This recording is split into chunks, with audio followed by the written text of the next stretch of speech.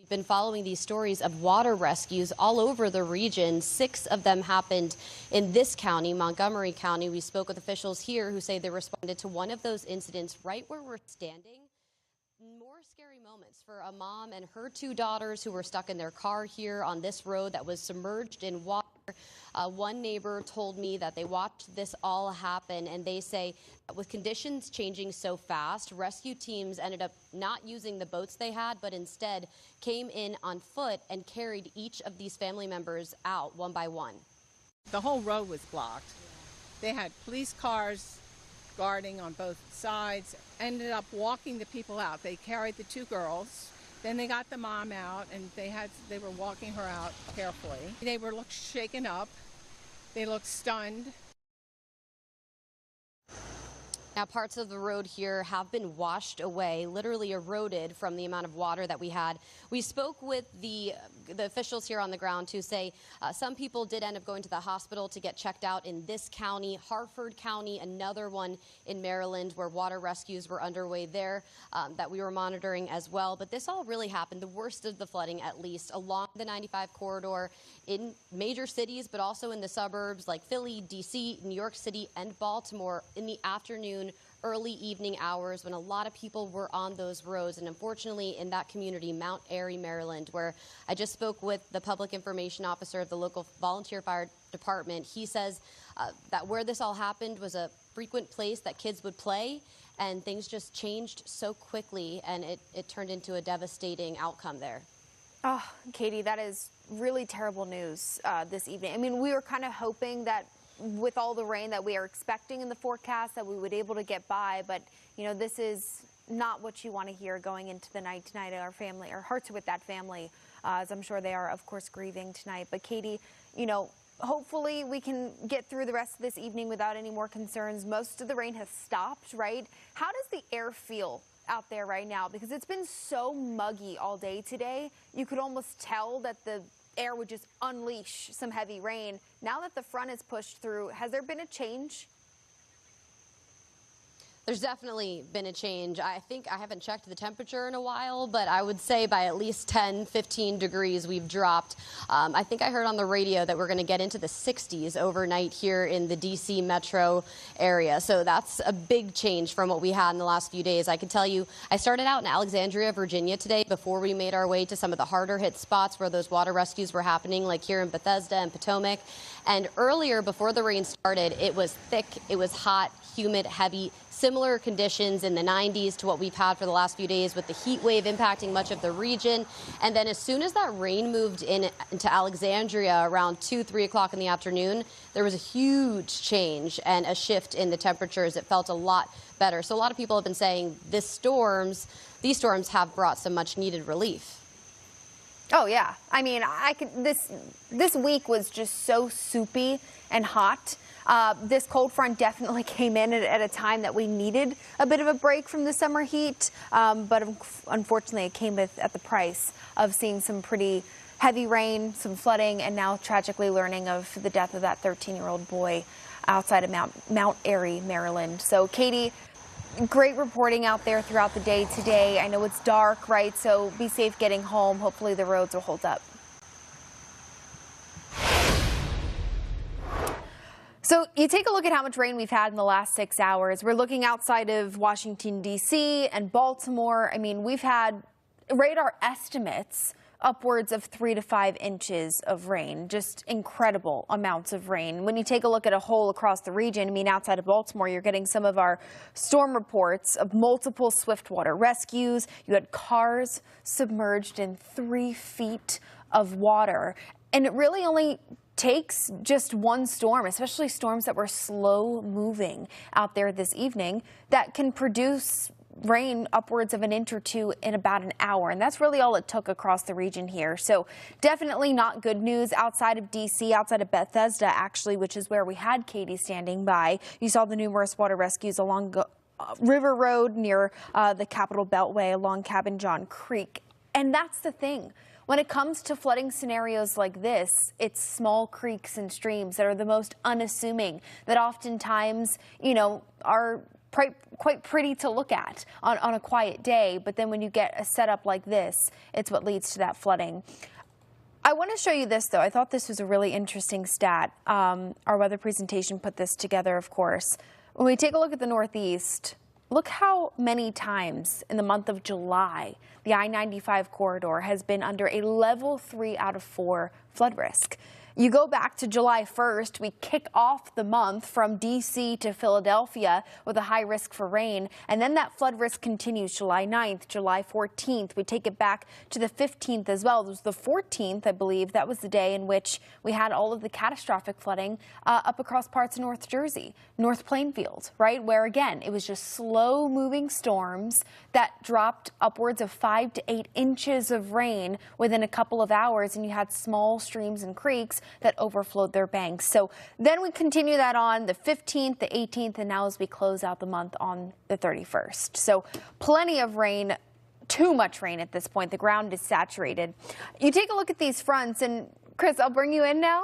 You know, I think these storms were a bit more progressive compared to what we had seen just about 2 weeks ago, right? We were calling for that level 3 threat for flooding. We saw the upgrade bumped up into New York City earlier today, and there was kind of this tension in the air of, are we going to get a repeat?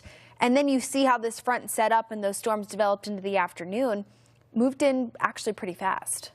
Yeah, I almost feel like you get those little mesoscale, those small scale interactions between the storms, and sometimes that leads to whether or not you get the flash flood, you get things to move out, or it's just, you know, going to stay put for a long time, you know, those individual boundaries.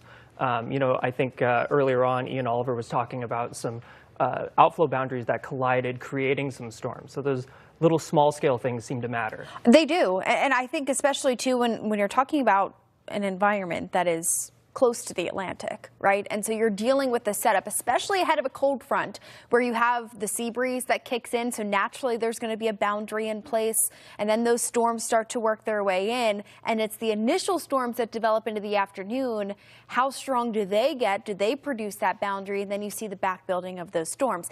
And you can actually see here where we had the bullseye of the heavier rain. It was more so further to the south. When you take a look at radar estimated rain, probably about the last 12 hours or so. I would say, actually, let's bring it back to about the 6 hours, right? Everything started to pop off around, 2, 3 o'clock this afternoon. And at first, you had a quick glance, and it was definitely out here in eastern PA with these storms kind of riding their way up north of the 95 corridor. But then everything just kind of congealed and slipped down to the south, and that's where you have some of our most impressive rain totals. Yeah, and then actually, like later in the afternoon, the storms are pretty intense off of Jersey Shore. There's some video from Ocean City that was on the camera. Look how intense that was. I love that boardwalk. I grew up going to that boardwalk, and I can tell you a lot of folks trying to get in, but look at the wind. Gosh, that's an incredible shot. People running for cover there.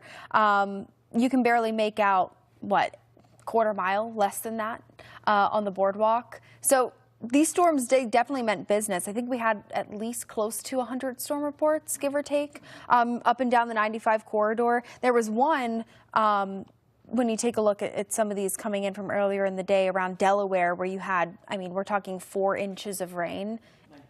At that point, there's no ground that is saturated enough or anything that you get 4 inches of rain in a short period of time, you're going to see flooding. It doesn't matter what part of the country that you're in. If you're in a flood prone area, you know that's absolutely going to happen. So it's just all about being smart. Sometimes it happens and sometimes it doesn't. Even when you have that level 3 out of 4 flood risk, it is about the smaller scale features and how things come together to really pinpoint exactly where it is going to happen. So I think the water rescues, it was another time of day that you just hope that it wasn't going to happen. But unfortunately, the evening commute seems to be the favorable time, especially in the summer. So here's what the next couple of hours look like.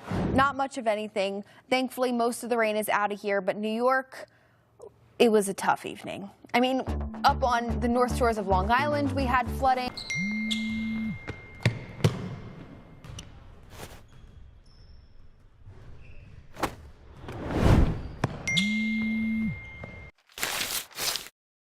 Take Take control of your ride by customizing your safety preferences in the Uber app today. Harbor Freight tools keep getting better with time. Better performance, better durability, better value. Come on in and see for yourself. Whatever you do it for less at Harbor Freight. For over 70 years, utilities around the world have trusted Camstrip to deliver reliable meter solutions. Our growth in the United States since 2013 is a testament to the dedication and skill of our manufacturing team. By producing meters in Cumming, Georgia, we can offer shortened lead times and provide the scale and flexibility our customers.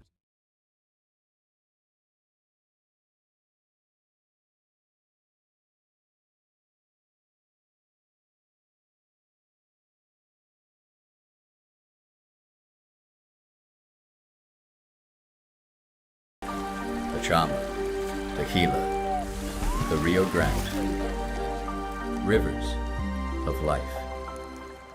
Enter the all-new Universal Horror Unleashed, where horror comes to play. California has issued a severe thunderstorm warning for northern Trinity County in northwestern California. This storm, located about 10 miles north of Carville, is nearly stationary and poses a threat of Pacific Daylight Time, which is for the next 47 minutes. Those in the affected area should seek shelter inside a well-built structure and stay away from windows. I want to find the people who murdered my wife. So, you in or out? This is the way. Just to update you on a report we received earlier this evening. Back around 7:04 p.m. local time in Summers Point, Atlantic County, New Jersey, we had a significant flash flood event. We've learned that multiple vehicles were stranded in high flood waters, specifically on Bethel Road. This highlights just how dangerous these conditions can become very quickly. We'll continue to monitor the situation. Stay safe out there.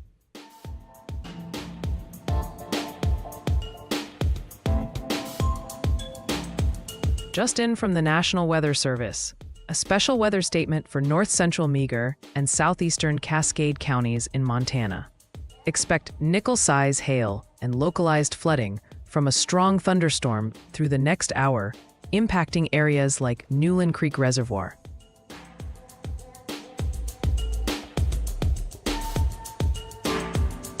All right, let's get an update on Tropical Storm Gil out in the eastern Pacific. According to the latest advisory, Gil is located at 13.5 degrees north, 117.2 degrees west, with maximum sustained winds holding at 50 miles per hour. It's currently moving to the west-northwest at 13 miles per hour. The system is forecast to continue strengthening over the next day or so and is expected to become a hurricane by Friday afternoon, peaking as a Category 1 storm over the weekend. The good news is, Gil is no threat to land, as it's projected to stay far out at sea and begin weakening early next week as it moves over cooler water.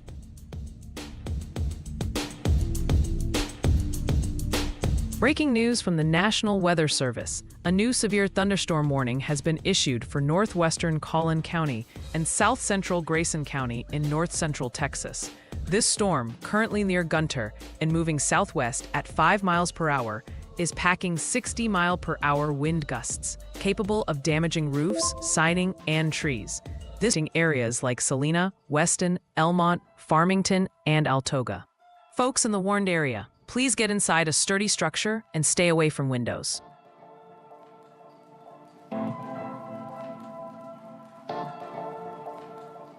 Here's an urgent update on the Rock Creek fire burning southwest of Jordan Valley.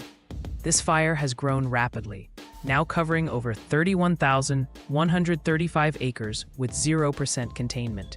Immediate evacuation orders are in effect for the Danner Road and Danner Loop area as issued by the Malheur County Sheriff's Office.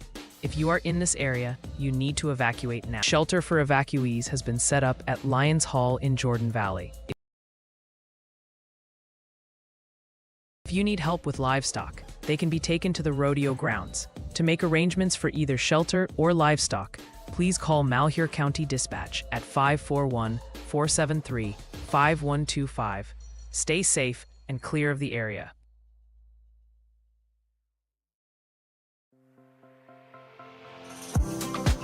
Breaking news from the National Weather Service. They've issued a special marine warning for the Chesapeake Bay, from Little Creek to Cape Henry in Virginia, including the Chesapeake Bay Bridge Tunnel, for the next hour. Strong thunderstorms are bringing wind gusts of 34 knots or greater, which could damage small craft and create suddenly higher waves.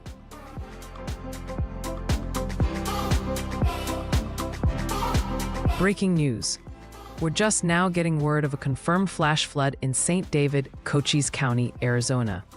This report came in at 5:40 p.m. About 37 is based on video from social media showing active flooding. Again, that's a flash flood in St. David. More details as they come in.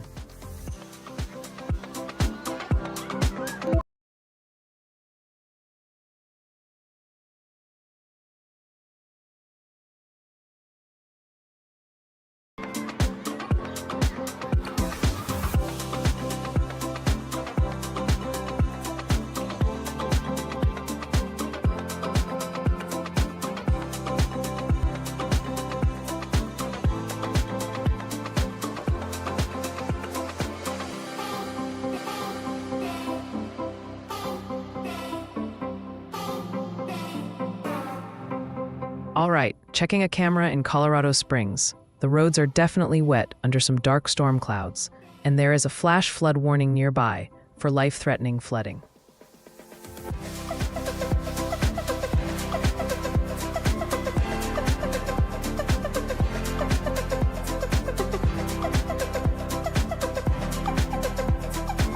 Okay, checking back in on that severe thunderstorm warning for parts of north-central Texas.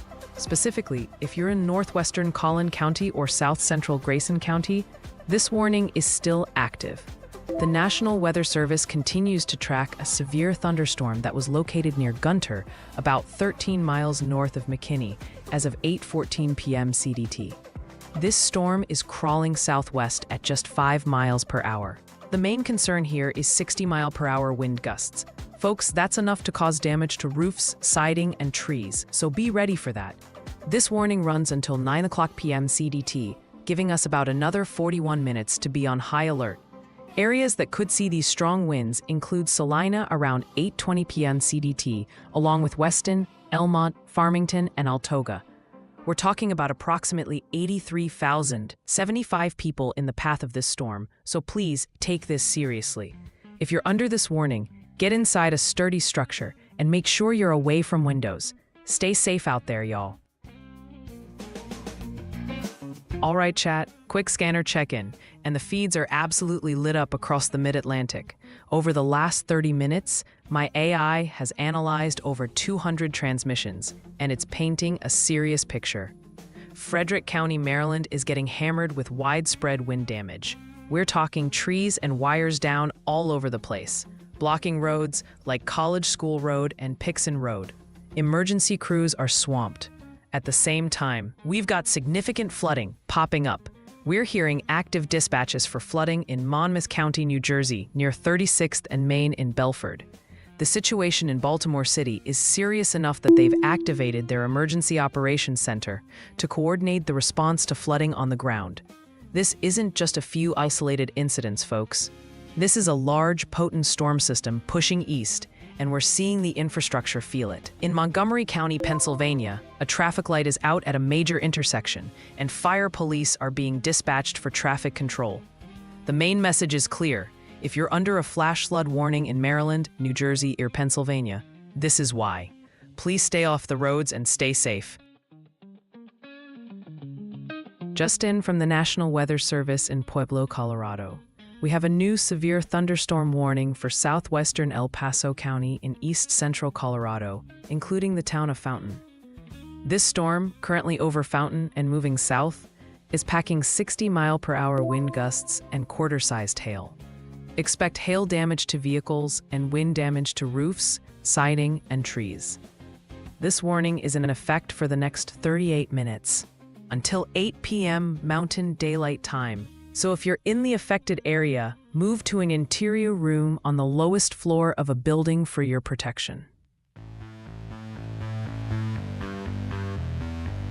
All right, y'all, time for a situation update. Let's see where things stand. Our current weather intensity score, or WIS, is sitting at 66.8. On our scale, that's in the 50 to 70 range, which means we've got some notable weather happening and things are getting pretty active out there. Right now, we have 0 active tornado warnings, which is great news. However, there are 5 severe thunderstorm warnings in effect. We also have 3 live storm chasers out in the field, giving us eyes on some of the stronger cells. Today's daily outlook score was a 29.79, and our live stream threshold is set way up at 175.17. So with the WIS where it is, we are not close to a live stream right now. But the video probability for today says posted, which means Ryan has already uploaded a new forecast video on the main Ryan Hall Y'all YouTube channel. Go check it out if you haven't seen it yet. Now, for the Y'allbot forecast for the next 30 minutes, we expect the WIS to see a small initial increase. That's because a new, moderately populated severe thunderstorm warning in Texas is just entering its peak scoring window.